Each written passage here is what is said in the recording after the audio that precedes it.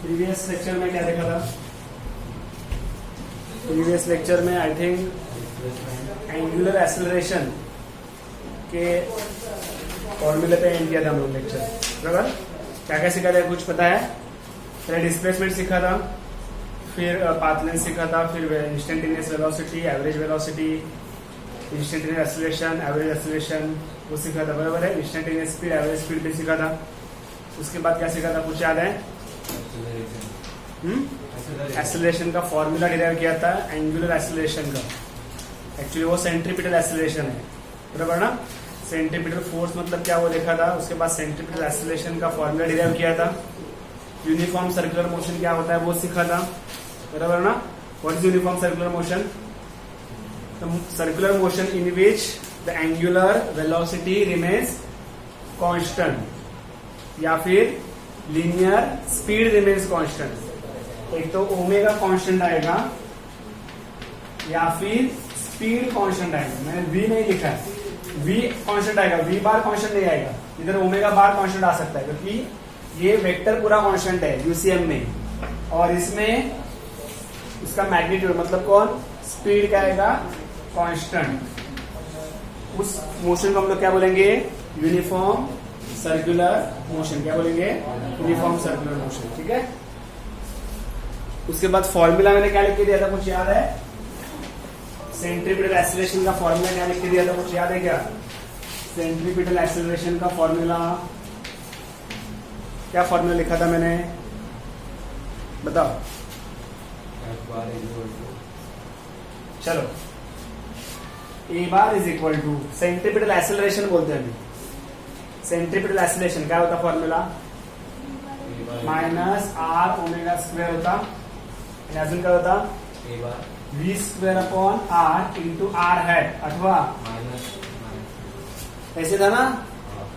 ये भी centripetal acceleration है और ये भी सेंट्रीपिटल एक्सेलरेशन ही है। ओके, दो अलग अलग फॉर्म है, ठीक है? ओके, अभी हम लोग सीखेंगे आज कोनिकल पेंडुलम। क्या सीखेंगे आज? कोनिकल पेंडुलम, ठीक है?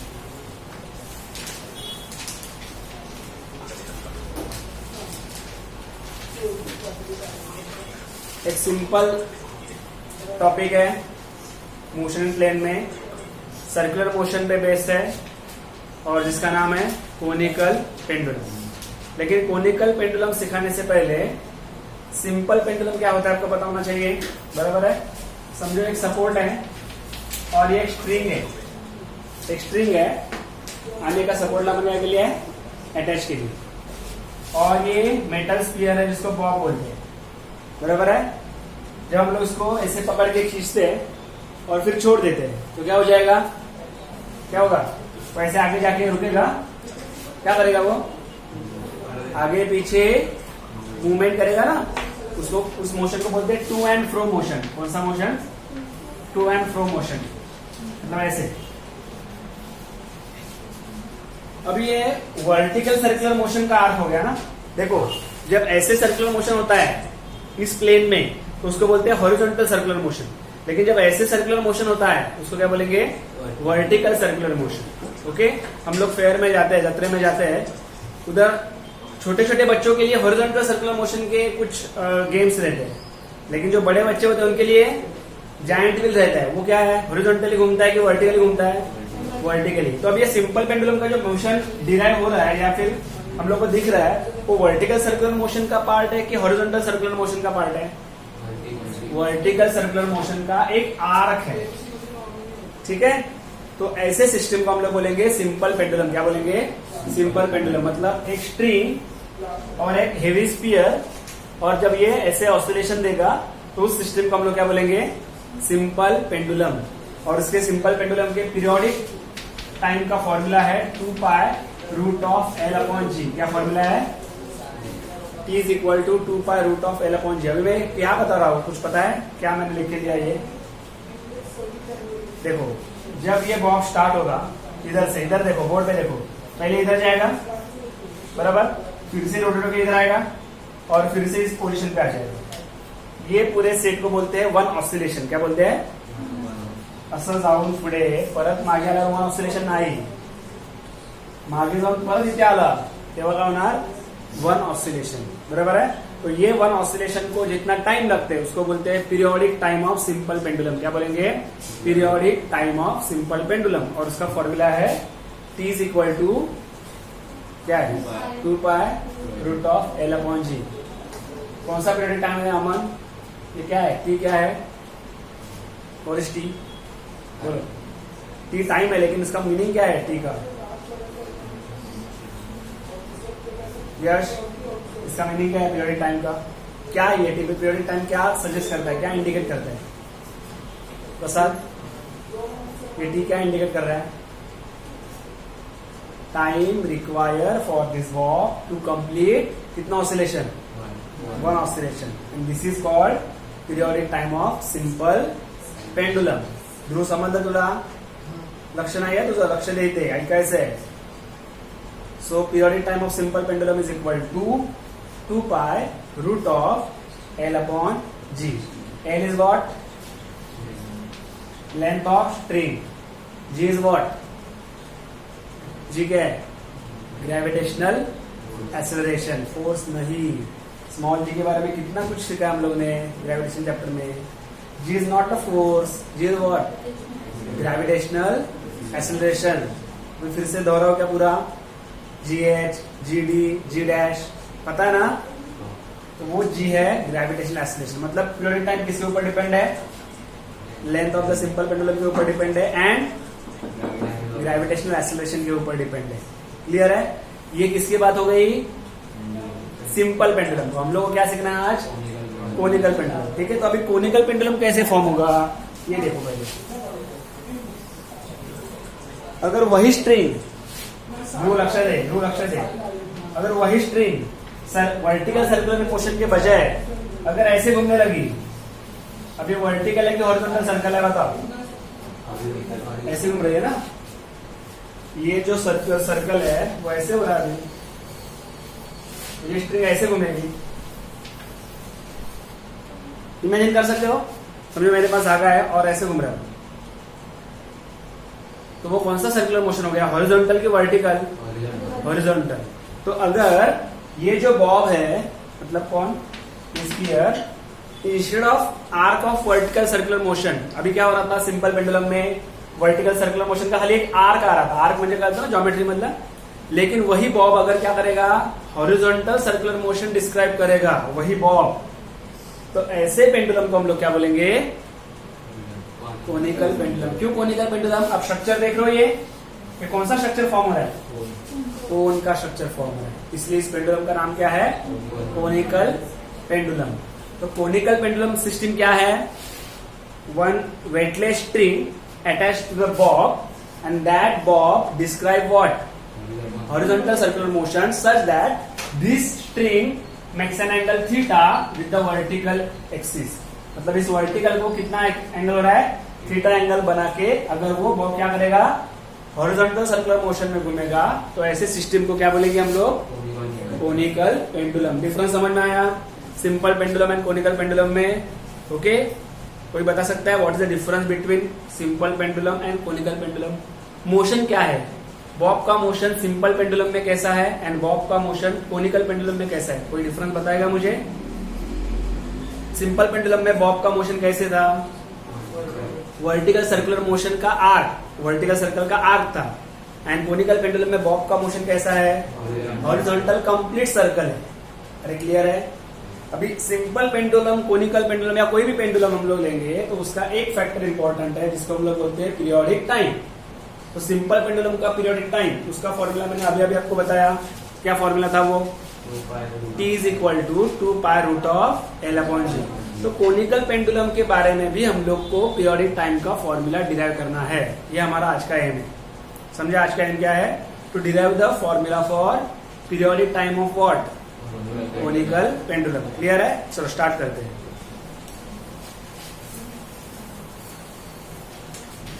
नोटबुक ओपन रखो, नोटबुक ओपन करके रखो. बीच बीच में आपको मैं लिखने को बोलूंगा. नोटबुक ओपन करके रखो प्लीज.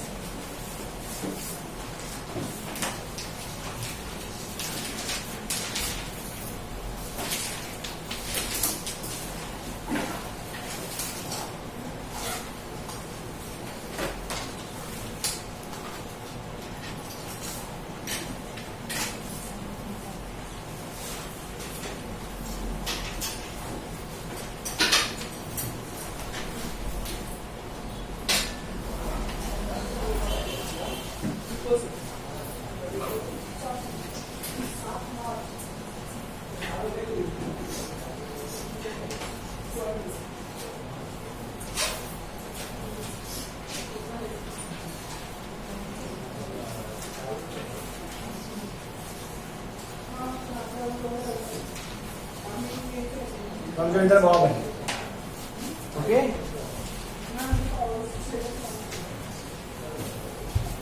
अभी इस मोशन में इस पॉइंट पे समझो बॉब आ गया है और वो घूम रहा है, मोशन कंटिन्यू हो रहा है और मोशन चालू है, इमेजिन करो। तो मैंने प्रीवियस लेक्चर में आपको एक चीज बताई थी, सर्कुलर मोशन के लिए सबसे इंपॉर्टेंट क्या रिक्वायरमेंट है? Very good. सर्कुलर मोशन के लिए सबसे इंपॉर्टेंट चीज है सेंट्रीपिटल फोर्स। ध्रुव, क्या इंपॉर्टेंट चीज है? Centripetal force. किसके लिए है? सर्कुलर मोशन के लिए, चाहे वो वर्टिकल रहने दो चाहे वो हॉरिजॉन्टल रहने दो, ठीक है। तो अभी इस केस में सेंट्रीपिटल फोर्स मतलब सेंट्रीपिटल फोर्स का डायरेक्शन क्या होता है? टुवर्ड द सेंटर की, away from the centre toward the centre. तो इसमें भी इस डायरेक्शन में काम करने वाला कोई ना कोई तो फोर्स चाहिए जो किसकी जिम्मेदारी लेगा? सेंट्रीपिटल फोर्स की जिम्मेदारी लेगा। सेंट्रीपिटल फोर्स अकेला एग्जिस्ट नहीं रहता है, वो किसी दूसरे फोर्स के माध्यम से काम करता है, मैंने आपको बताया था। तो इधर ऐसा कौन सा फोर्स है जो इसका रिक्वायरमेंट फुलफिल करेगा? सेंट्रीपिटल फोर्स का। तो वो फोर्स कौन सा है हम लोग को फाइंड करना है।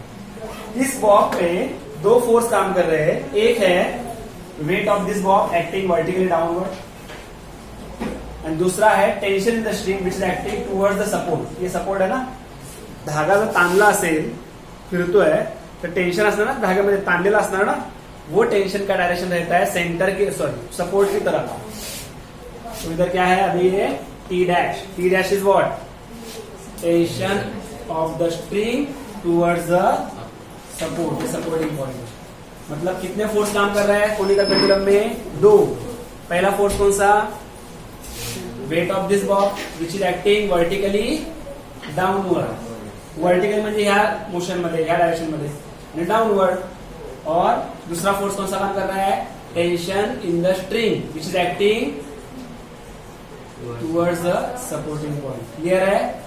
तो कोनिकल पेंडुलम का पीरियोडिक टाइम डिराइव करने के लिए पहले फोर्सेस कौन से वो हम लोग ने देखे। पहला फोर्स कौन सा था? Weight of bob which is equal to what? mg। Direction क्या है इसका? वर्टिकली, बोलो, vertically downward.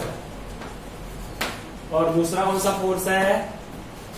Tension in the string. दूसरा कौन सा फोर्स है? टेंशन इन द स्ट्रिंग, जिसको मैंने सिंबल क्या लिया है? T dash. और डायरेक्शन क्या है? Directed towards, very good, directed towards support.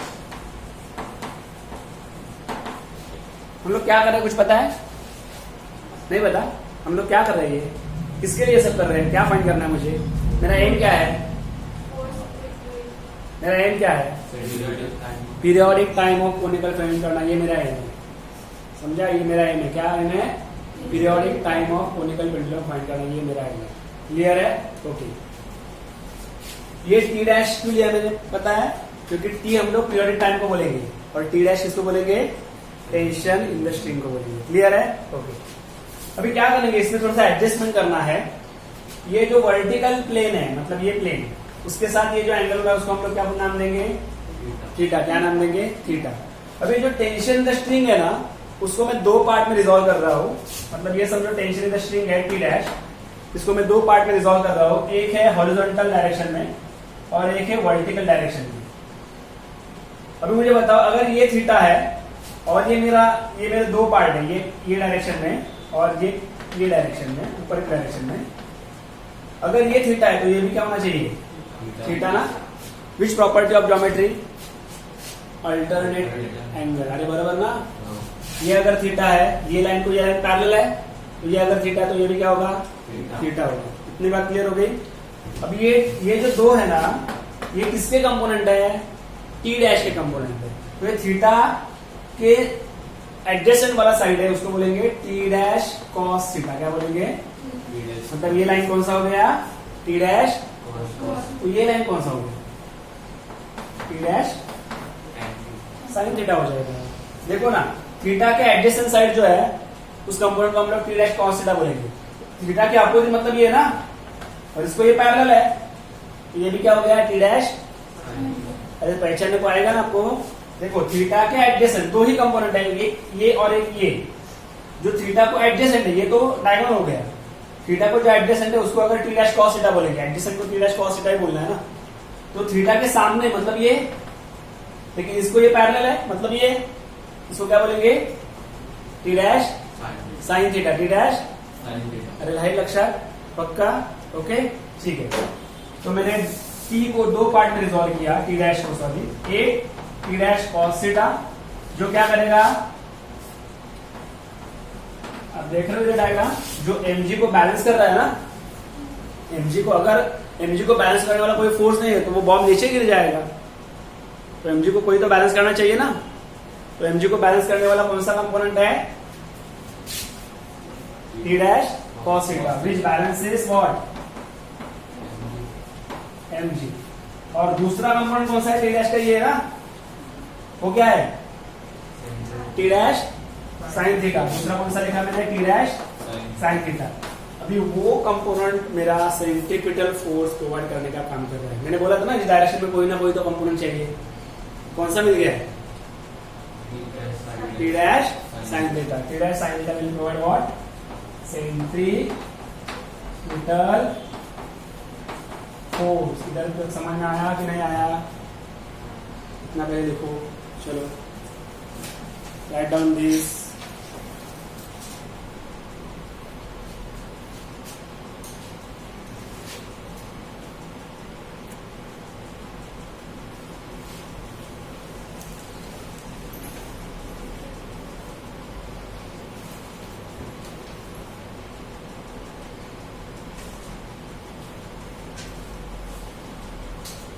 ठीक है। चलो चालू करेंगे आगे।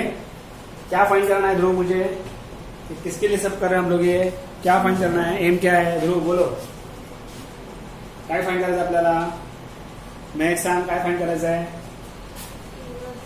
Periodic time of conical pendulum, very good.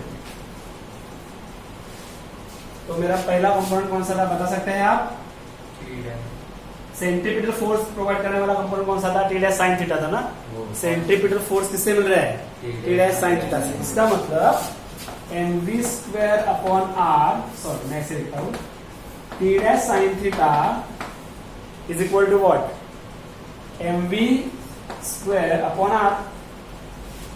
Are क्या है, m क्या है, m इस बॉब का मास, v क्या है, सर्कुलर मोशन हो रहा है, लेकिन मैंने अपने आपको प्रीवियस लेक्चर में बताया था सर्कुलर मोशन हो रहा है मतलब लीनियर वेलोसिटी एब्सेंट है, ऐसी बात नहीं है।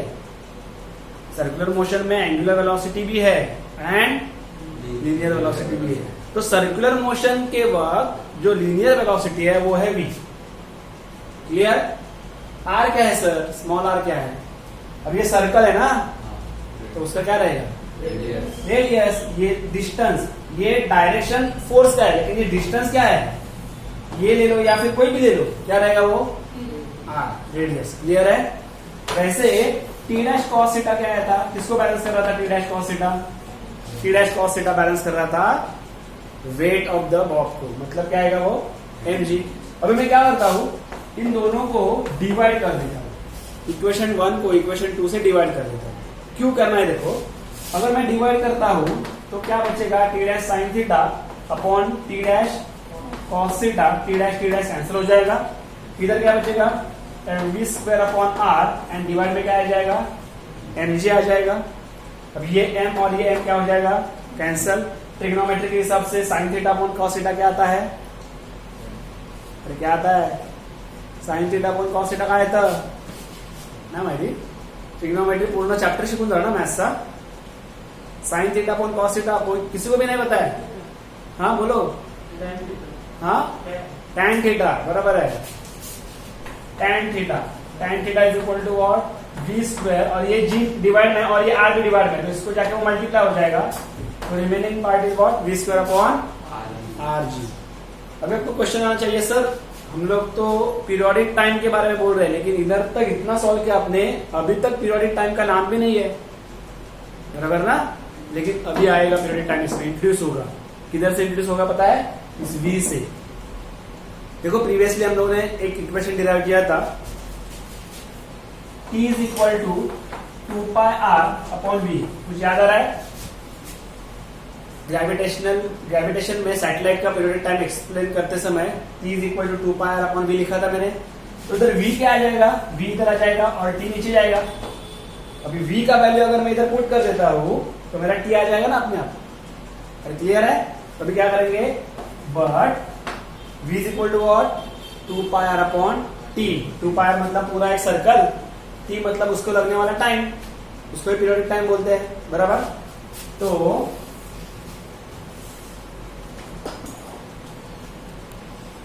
इधर थोड़ा अगर सब्स्टिट्यूट करेंगे तो tan थीटा का वैल्यू हो जाएगा, देखो मैं क्या लिख रहा हूं, 2πr/t का स्क्वायर ना, क्योंकि v का स्क्वायर है, तो इस v का स्क्वायर मतलब 2πr/t का स्क्वायर आ जाएगा, डिवाइड बाय क्या है ये, rg। तो कैसे एडजस्ट करना है, देखो 4π² बराबर r² divide by t² divide by rg। अभी rg ऊपर जाएगा ना ऊपर, कि नहीं जाएगा? और इधर क्या है लेफ्ट में, tan थीटा वैसे के वैसे। चाहिए क्या मुझे, फिर से एक बार चाहिए क्या, t डैश एंड t में डिफरेंस है, कंफ्यूजन मत करो। हाँ, तो मैं क्या करता हूँ, t² को इधर लाता हूँ, tan थीटा को नीचे भेज देता हूँ उधर, तो क्या हो जाएगा 4π²। अभी स्क्वायर में से गया और ये गया ना, तो बचा क्या इधर, g tan थीटा बचा ना, g है और tan थीटा नीचे आ गया। समझ में आ रहा है कि दिमाग के ऊपर से जा रहा है? तो हाँ, वरती एक आ रहा है का समझते है। अभी क्या करता हूं मैं, मुझे t² नहीं चाहिए, मुझे क्या चाहिए, t चाहिए। तो मैं क्या करता हूं, व्हाट बोलो, टेकिंग स्क्वायर रूट। t² का स्क्वायर रूट मतलब t बचेगा, 4 का रूट 2 आएगा, π² का रूट π आएगा, लेकिन r का रूट नहीं है, तो उस रूट को अंदर ले लो, उस r को रूट के अंदर ले लेंगे r। g tan थीटा का स्क्वायर नहीं है, तो किसके अंदर आएंगे, रूट के अंदर आ जाएंगे।